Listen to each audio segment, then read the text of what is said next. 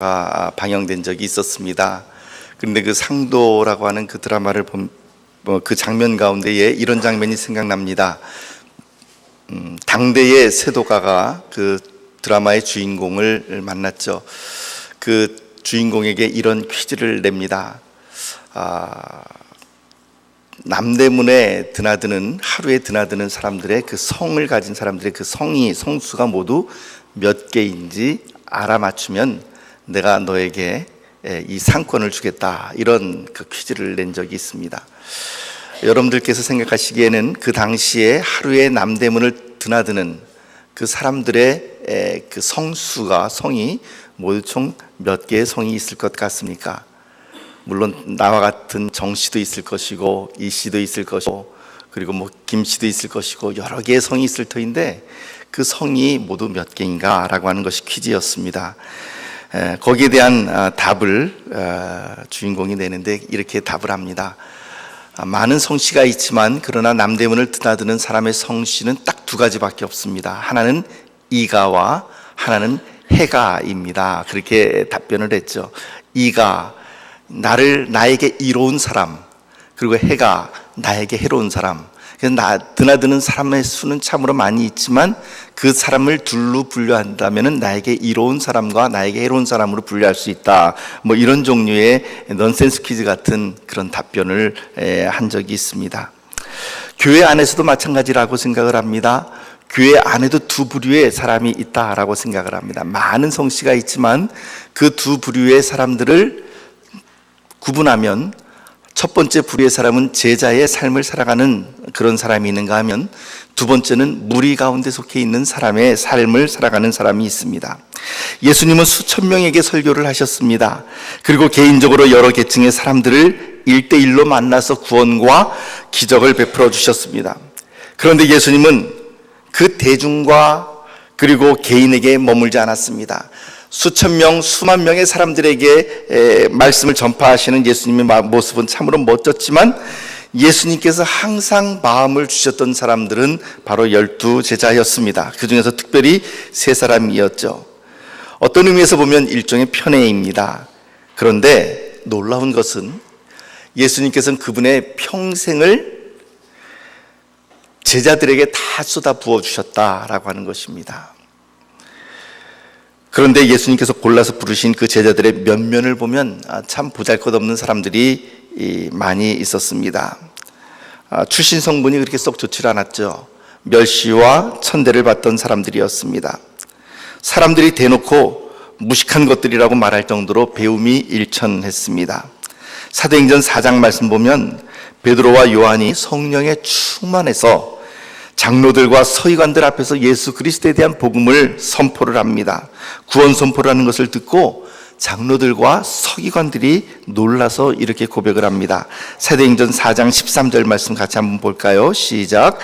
그들이 베드로와 요한이 담대하게 말함을 보고 그들을 본래 학문 없는 범인으로 알았다가 이상히 여기며 또 전에 예수와 함께 있던 줄도 알고, 그들이 이 베드로와 요한이 복음 전파하는 것을 보고는 뭐라고 생각을 했다고요? 어떻게 고백했다고요?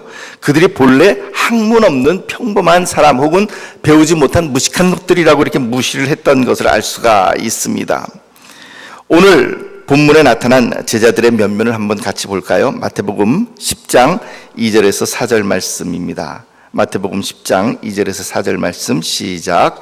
12 사도의 이름은 이러하니 베드로라 하는 시몬을 비롯하여 그의 형제 안드레와 세베대의 아들 야고보와 그의 형제 요한, 빌립과 바돌로메, 도마와 세리마테, 알페오의 아들 야고보와 다데오, 가나나인 시몬 및 가룟 유다, 곧 예수를 판자라. 제자들의 명단을 살펴보면 굉장히 흥미로운 부분을 우리가 발견할 수 있습니다. 굉장히 서로 다른 환경 속에서 자랐던 사람들이고 서로 매우 다른 가치관을 가지고 있었던 사람들이 함께 모여서 제자를 이루고 있다라고 하는 것입니다. 12 제자들 가운데에 세리 출신 마태가 있고 또 4절에 나오는 가나나인 시몬은 적대적인 관계에 있었습니다. 여러분들께서 가지고 계신 성경을 보면 제자들의 명단 가운데 가나나인 시몬이라고 하는 4절 말씀, 가나나인 시몬 앞에 2라고 하는 작은 숫자가 보이시죠? 그리고 그 난회주에 뭐라고 써 있습니까? 아람어에서 온 말로 열심당원이란 뜻이다, 이렇게 기록이 되어 있습니다. 아람어의 카나이라고 하는 단어는 질로스, 무엇인가에 대해서 굉장히 열심인, 혹은 무엇인가에 대해서 질투하는, 혹은 열심인, 이런 뜻을 가지고 있습니다. 그래서 여기에서 바로 히브리어에서 질투라고 하는 의미를 가지고 있는 키나라고 하는 단어가 나오게 되죠. 예전 개역 한글판에는 이 가나나인 시몬이라는 이 단어가 무엇으로 기록되어 있었는지 혹시 아십니까? 가나나인이 아니라 가나안인 시몬, 이렇게 기록이 되어 있었습니다. 그러다 보니까 그 시몬이라고 하는 사람, 열심당원 시몬을 가나안 출신의 시몬으로 이렇게 잘못 오해하신 분들이 계셨습니다. 그래서 아마 개역 개정판에서는 가나안인 대신에 가나나인이라고 특별히 소리 나는 대로 이렇게 그 기록을 한 의미가 거기에 있는 것 같습니다. 아무튼 이 가나나인이라는 말의 의미는 열심당원이라는 말이죠. 그러니까 열심당원 시몬 및 가룟유다 곧 예수를 판자라, 이렇게 기록을 하고 있는 것입니다. 열심당원이었던 시몬 입장에서 보면 세리 마태를 좋아할 수 있었겠습니까? 좋아할 수가 없었습니다. 왜냐하면 그 당시에 열심당원은 일종의 독립운동가와도 같은 그런 사람들이었습니다. 얼마 전에 개봉됐던 영화 밀정에 나오는 것처럼 그 독립운동을 위해서라고 한다면, 나라의 독립을 위해서라면, 유대인들의 독립을 위해서라면 살인과 폭력을, 그리고 시위를 주요 수단으로 이렇게 삼았던 그런 부류가 바로 이 열심당원들이었습니다. 이 사람들은 시카라고 하는 그 칼을 늘 항상 허벅지에 차고 다녔던 사람들입니다. 여차직하면 그 매국노들이나 혹은 로마 사람들을 죽이려고 하는 그런 일에 아주 열심인 사람들이었죠. 그래서 그들의 별명이 바로 이 열심당원이라고 하는 이름이 거기에서 붙습니다.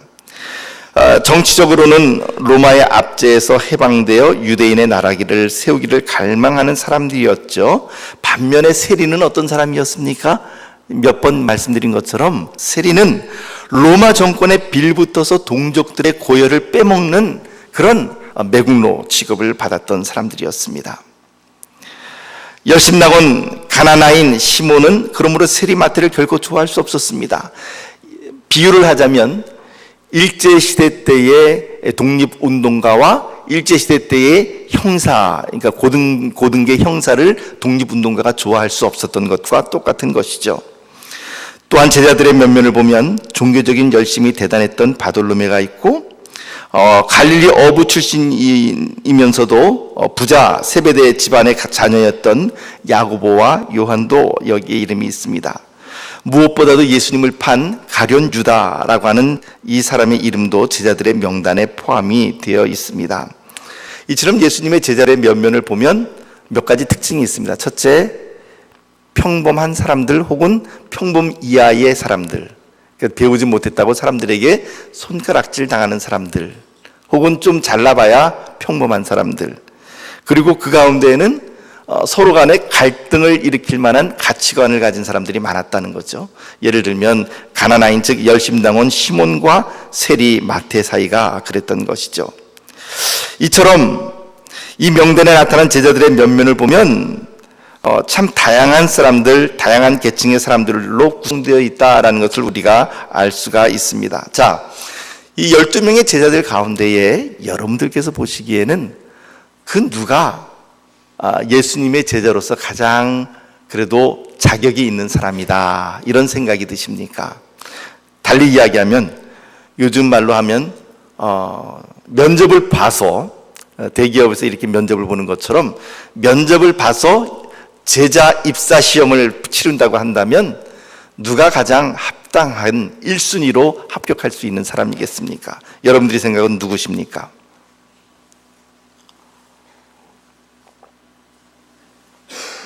베드로? 요한? 누구요? 누가? 여기는 지금 의사 누가는 지금 나타나 있지는 않습니다. 자, 아마도 그렇게 입사 시험을 봐서, 면접을 봐서 예수님의 제자 선발 시험을 치른다면 제 생각에는요, 형식상으로 봐서 가장 합당한 사람은 누구냐면 가룟 유다입니다. 흔히 잘못 알고 있기로는 가룟 유다의 출신지가 가룟이기 때문에, 가룟이라고 하는 도시, 가룟이라고 하는 지방에서 나왔기 때문에 가룟 사람 유다 이렇게 생각을 하실지 모르지만, 가룟이라는 단어는 이건 지역이 아닙니다. 키리옷, 히브리어로는 키리옷인데, 이 키리옷은 복수고 단수는 키리야 하게 되면, 키리야라고 하는 단어는 도시를 의미합니다. 시티, 도시를 의미하는 그런 단어죠. 그래서 가룟 유다, 즉 키리옷 유다라고 하는 말의 의미는 도시 사람 유다라고 하는 그런 의미를 가지고 있는 단어입니다. 도시 사람이라고 하는 별명이 주는 그 의미는 도대체 무엇일 것 같습니까? 그 전에 보면, 저는 이제 서울 토박이다 보니까 이렇게 그 지방에 이렇게 내려가다 보면은 저를 볼 때 사람들이 뭐라 하면 서울 사람이라고 이렇게 얘기를 하면서 아주 서울 깍쟁이, 이렇게 이런 그 이미지를 가지고서 저를 이렇게 바라보는 경우가 참 많이 있었습니다. 그러니까 도시 사람 유다라고 하는 말의 의미는, 별명은 그가 도시 사람답게 굉장히 머리가 잘 돌아가는 사람, 시세에 굉장히 밝은 사람이었다라고 하는 것을 의미합니다. 그래서 이 사람은 아마 셈법이 굉장히 빨랐던 것 같아요. 그래서 뭘 맡았죠? 예수님의 제자들, 예수님의 그룹 가운데서 돈 맡은 자, 회계를 했던 것을 볼 수가 있습니다. 계산이 빠르다는 거죠. 그러니까 우리식으로 이야기하면 사투리도 쓰지 않고요, 공손한 표준어를 사용하고요, 아주 싹싹합니다. 누가 봐도 저 사람 참 세련됐다, 이런 생각을 할 수 있는, 누가 봐도 제자의 1순위에 올라갈 사람은 가룟 유다였지만, 놀랍게도 나중에 결과는 그 사람이 예수님을 은 30에 팔고 스스로 목매어 자살하게 되는 것을 볼 수가 있습니다. 그래서 하나님의 사역을 보면, 하나님께서 부르신 사람을 보면, 저 사람은 그럴 만한 일을 할 수 없을 것 같은데 하는 사람이 있고, 또 저 사람은 정말 예수님을 잘 따른 것 같은데 나중에 보면 예수님을 배반하는 사람도 참 많이 있습니다. 오늘 교회 안에는 다양한 사람들이 있습니다. 다양한 성씨를 가진 사람들이 있고, 우리가 지금 모여있는, 우리 평택제일교회 안에 모여있는 분들만 하더라도 태어난 환경과 그리고 자라난 문화가 다르고, 물론 같은 한국인 혹은 우리 관진선 자매 같은 경우는 중국에서 이렇게 오셨지만, 이렇게 다양한 출생지와 그리고 다양한 문화와 다양한 생각들을 가진 사람들이 함께 모여 있습니다. 그런데 이 다양한 가치관, 다양한 사람들이 모여 있지만, 이 모든 사람들이 어우러져서 일치를 이뤄 나가는 것, 그것이 바로 교회입니다. 나중에 이 제자들은 참 다양한 사람들이 이렇게 모였지만, 이 다양한 제자들 가운데에 성격도 달랐죠. 베드로 같은 경우는 얼마나 성격이 급했습니까?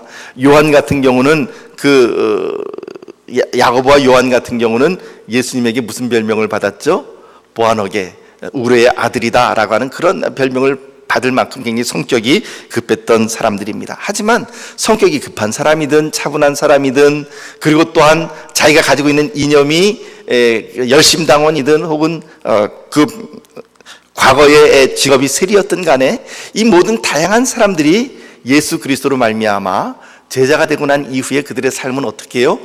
다양하지만 일치를 이뤄나갔다는 것이죠. 무슨 일치냐면, 하나님의 말씀을 증거하고 하나님의 나라를 세워나가는 일에 있어서 그들의 생각이 하나가 되었고, 그 일을 위해서 자기들의 삶을 다 헌신하는, 다양한 가운데 있었지만 일치는 일치성을 가지고 나갔다는 것이죠. 사랑하는 성도 여러분, 교회는 무엇이 교회이겠습니까? 교회는 참으로 다양한 사람들이 모입니다. 다양한 생각을 가진 사람들이 있고, 다양한 가치관을 가진 사람들이 모였습니다. 성격도 다르고, 배움도 다르고, 그리고 또 자라왔던 환경도 다르고, 다 다릅니다. 하지만 그 가운데서 교회에 모여서 우리가 예수 그리스도의 복음을 향한 하나의 일치를 이뤄나가는 것, 그것이 바로 교회라고 하는 것입니다. 그런데 예수님은 수많은 무리들 가운데 왜 하필 12사람만 따로 세우셨을까요? 좀 더 많은 사람들을 이렇게 세울 수도 있었을 터인데, 사사기에 나오는 한 에피소드를 소개를 하기를 원합니다. 이스라엘이 약속의 땅 가나안을 정복하고 그곳에 자리를 잡았습니다. 그럼에도 불구하고 그들 가운데 남아있던 많은 그 가나안 민족들은 끊임없이 이스라엘을 괴롭히고 또 침략해 왔습니다. 왕도 그리고 또한 변변한 군대도 없었던 이스라엘은 많은 군대와 탁월한 철기 무기를 가진 민족들에게 당할 때가 참 많이 있었습니다. 그 중에 하나가 미디안 민족입니다. 미디안 민족이 이스라엘을 침략해서 7년간 지배하고 있을 때 이스라엘이 하나님께 부르짖음에 하나님께서 사사를 보내주십니다. 기드온을 보내주셨습니다. 기드온은 미디안 족속과 싸울 이스라엘 군사 3만 2천 명을 모았습니다. 여기에 대항하는 미디안 군대는 몇몇 명이었냐면 13만 5천이었습니다. 여러분, 13만 5천 명 대 3만 2천 명 누가 이기겠습니까? 요즘이야 군대의 수에 따라 달려있지 않고 누가 핵무기를 가지고 있느냐, 누가 더 강력한 미사일을 가지고 있느냐, 여기에 따라서 승패가 좌우되겠지만, 그러나 그런 것 없이 예전에 이와 같이 재래식으로 칼과 활과 그리고 방패를 가지고 싸울 때는 무엇이 가장 승패의 승패를 가름하는 기준이었냐면 사람 수, 속된 말로는 쪽수라 그러죠. 사람 수가 많으면 이기는 것이었습니다. 근데 3만 2천 대 13만 5천은 말이 되지 않는 그러한 숫자였습니다. 그때 하나님께서 기드온에게 이렇게 말씀을 하십니다. 야, 군사 3만 2천 명이 모였는데 이거 가지고 뭐 할래? 이렇게 말씀 안 하시고요. 3만 2천 명이 너무나도 많다 그랬어요. 겁난 사람들, 그리고 집을 짓고 낙성식을 하지 않은 사람들, 결혼하고 장가가고 난 다음에 아직 그 신혼살림을 제대로 그 신혼의 즐거움을 맛보지 못한 사람들 다 보내라 그랬습니다. 그래서 보내고 난 다음에 남은 인원이 몇 명이었냐면 2만 2천 명이 나갔고 1,000명이 남게 되죠. 아직까지도 보면은 10,000명이 남았지만 참 한숨 나는 그런 숫자 아닙니까? 10,000 대 13만 5천. 한 사람이 13.5명을 감당해야 되는데, 여러분, 무술의 고수가, 그러니까 소위 말해서 태권도 몇 단, 합기도 몇 단, 이런 사람이 아무리 그 무술에 능하다 그래도 감당할 수 있는 인원이 대충 한 5명 정도까지라 그러네요. 그 5명 이상 넘어가게 되면 암만 무술의 고수라 그래도 감당하기가 좀 어렵다 그럽니다. 근데 13.5명이면요, 이거는 상대가 안 되는 게임이죠. 근데 하나님께서 뭐라고 말씀하시냐면 아직도 여전히 군인이 많다는 거예요. 병사들이 아직도 많으니 돌려보내라. 그래서 테스트를 합니다. 물가에 가서 직접 입을 대고 먹는 사람들은 빼고 손으로 물을 떠서 먹는 사람들만 추리는데 몇 명 남았다고요? 잘 아시는 것처럼 300명입니다. 그래서 우리는 기드온의 300용사라고 하는 말을 많이 씁니다. 300명만 남았습니다. 13만 5천 대 300입니다. 도저히 말이 안 되는 숫자가 남았죠. 그런데 이 300명의 선발된 군사들이 가진 무기가 아주 엉뚱한 것이었습니다. 칼과 창과 방패가 아니라 나팔과 항아리와 그리고 횃불이었습니다. 하나님의 지시를 따라 항아리를 하나씩 들고 그 속에 횃불을 넣었습니다. 그리고는 나팔을 하나씩 들었습니다. 밤중에 적신으로 갔습니다. 그리고는 나팔을 이 항아리를 동시에 깨며 나팔을 불고 횃불을 들었습니다. 그러자 갑자기 켜진 횃불 빛과 그리고 나팔 소리와 그리고 깨어지는 이 항아리 소리에 놀란 미디안 군사들이 당황해서 그 밤에 대군이 쳐들어온 줄로 착각하고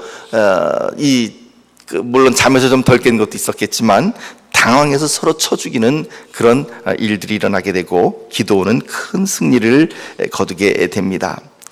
사랑하는 성도 여러분, 미디안 군사 13만 5천 명을 대적하는데 왜 하나님은 말도 안 되는 300명의 군사만 가지고 나아가라고 명령을 하셨을까요?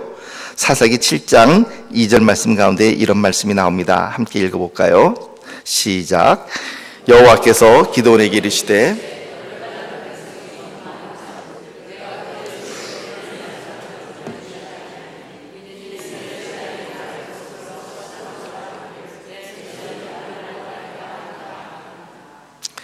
지금 하나님께서 기드온에게 하시는 말씀이 뭡니까? 너를 따르는 백성이 너무 많아서 내가 그들에게 미디안 군대를 넘겨주지 않을 거다라고 말씀을 하십니다.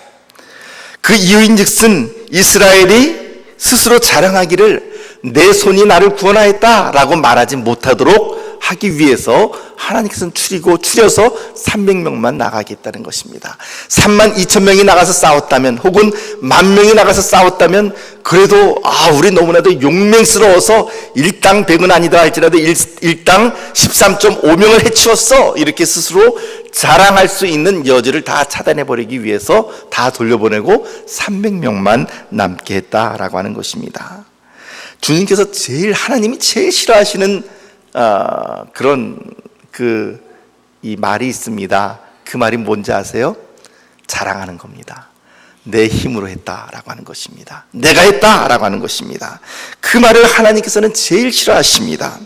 교회 일을 하다 보면 내가 했다라고 그렇게 말을 하시는 분들이 있습니다. 아닙니다. 내가 한 것이 아닙니다. 하나님께서 하신 것입니다.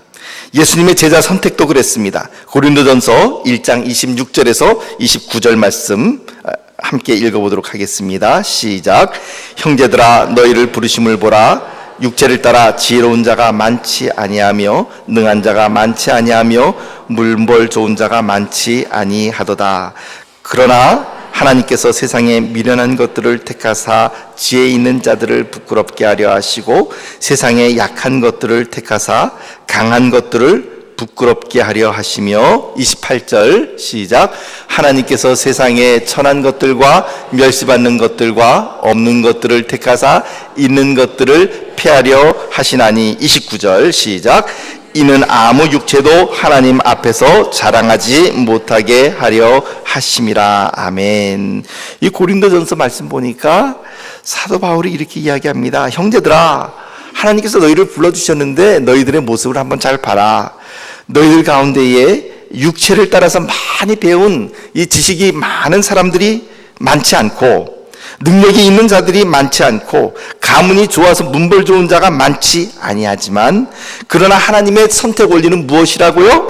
미련한 것들을 택하사 지혜 있는 자들을 부끄럽게 하시는 분, 세상에 약한 것들을 택하사 강한 것들을 부끄럽게 하시는 분, 세상에 처한 것들과 멸시받는 것들과 없는 것들을 택하사 있는 것들을 피하시는 분, 그분이 바로 하나님이심을 알게 하기 위하여 아무 육체도 하나님 앞에서 내가 했습니다 라고 자랑하지 못하게 하기 위해서 우리와 같이 연약한 자들을 부르셨다. 이것이 바로 우리 주님께서 제자들을 선발하시고 우리들을 뽑은 이유입니다.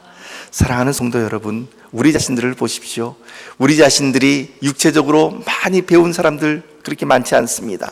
육신적으로 정말 우리 교회 가운데도 무슨 재벌이나 혹은 아주 커다란 사업체를 운영하시는 분들도 없습니다. 또 우리 가운데에 능력이 많이 있는 어떤 그런 분들도 또한 있지 않습니다. 그럼에도 불구하고 우리와 같이 약한 사람들을 불러주셔서 강한 사람들, 있는 사람들을 폐하고 부끄럽게 하시는 분, 그분이 바로 우리 하나님이시라는 것입니다. 사랑하는 성도 여러분, 하나님은 결코 숫자를 따라 사람을 선택하지 않습니다. 얼마나 통장에 잔고가 많이 있느냐에 따라 우리를 선택하지 않습니다. 얼마나 건강하냐에 따라 우리를 선택하지 않습니다. 얼마나 육신의 이 근육이 힘이 있는가를 따라 우리들을 부르시지 않습니다. 하나님은 누구를 부르시는가? 소수의 사람들을 부르십니다. 그것도 사람들이 볼 때 별 볼 일 없다고 생각하는 사람들을 불러주십니다. 사랑하는 성도 여러분, 우리와 같이 약한 것들을 부르셔서 강한 것들을 부끄럽게 하시는 분이 우리 하나님이십니다. 세상에 천한 것들과 멸시받는 것들과 없는 것들을 택하사 있는 자들을 피하시는 분이 우리 하나님이십니다. 그러므로 아무 육체도 하나님 앞에서 내가 했다라고 자랑할 수 없습니다. 오늘 본문 말씀 보면 예수님의 12제자의 이름이 기록이 되어 있습니다. 그런데 마태복음에 한 가지 특이한 그 특징이 있습니다. 12제자 가운데 마태라고 하는 제자를 소개하면서 마태라고 하는 이름 앞에 어떤 이름을 붙였습니까? 세리.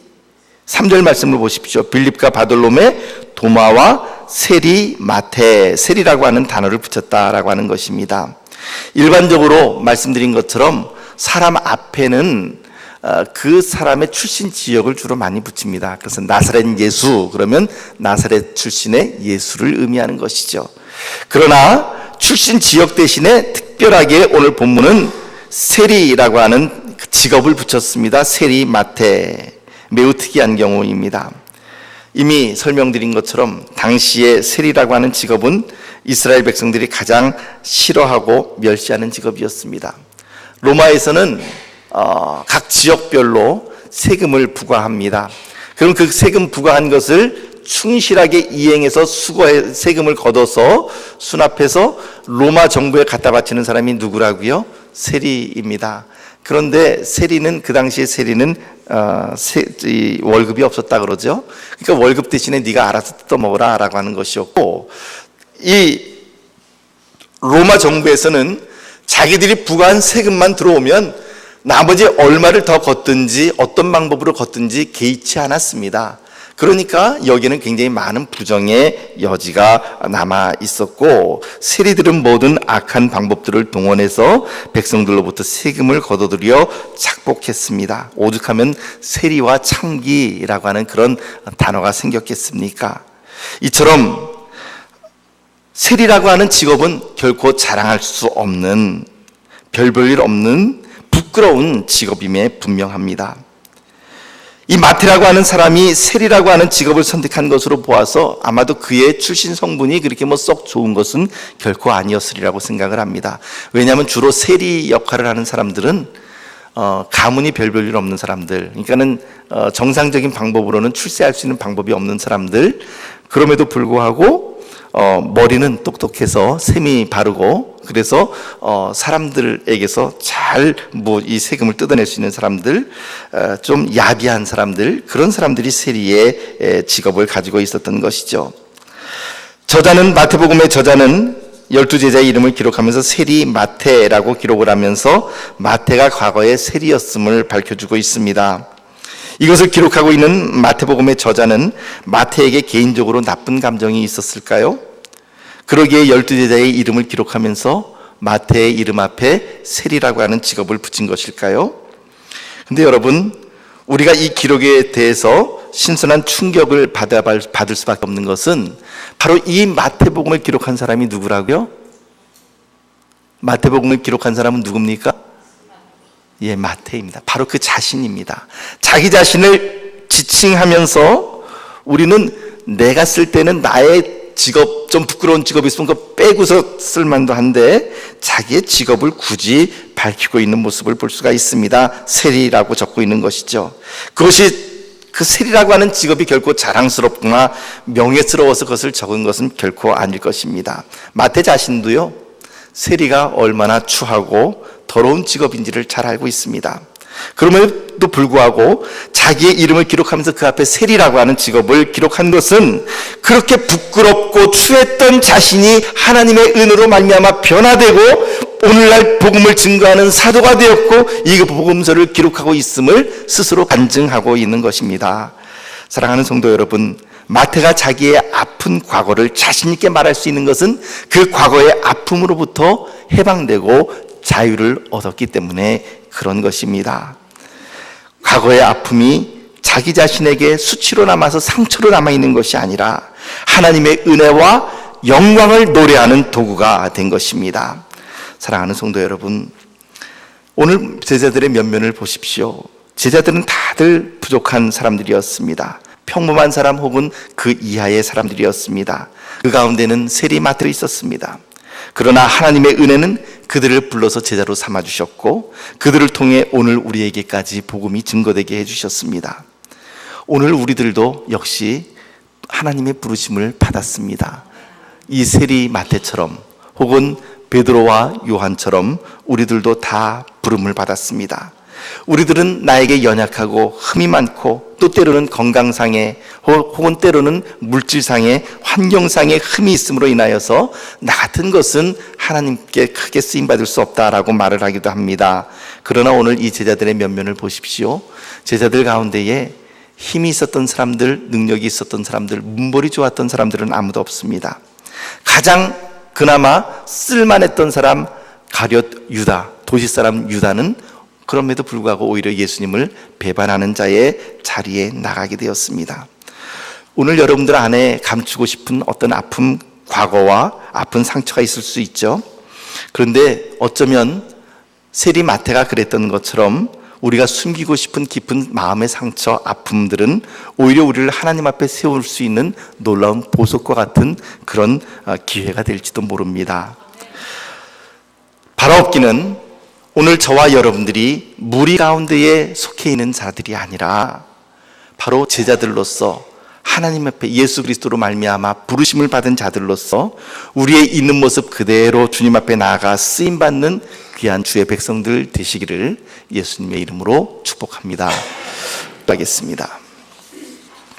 하나님 아버지, 12제자의 면면을 살펴보면 참으로 별 볼 일 없는 사람들이었지만 그러나 그들을 통하여 주님께서는 이 세상을 변혁시키고 이 세상을 뒤집으시고 또한 지금까지 우리들에게 이 복음의 놀라운 증거가 전파되게 하여 주셨습니다. 하나님 아버지, 연약한 자들이지만 우리도 역시 제자로서의 삶을 살아갈 수 있도록 도와주시고 주님을 쫓아가는 자들로서 쓰임받는 귀한 주의 백성들이 되게 하여 주옵소서. 예수님 이름으로 간절히 기도하옵나이다. 아멘. 우리 다 같이 찬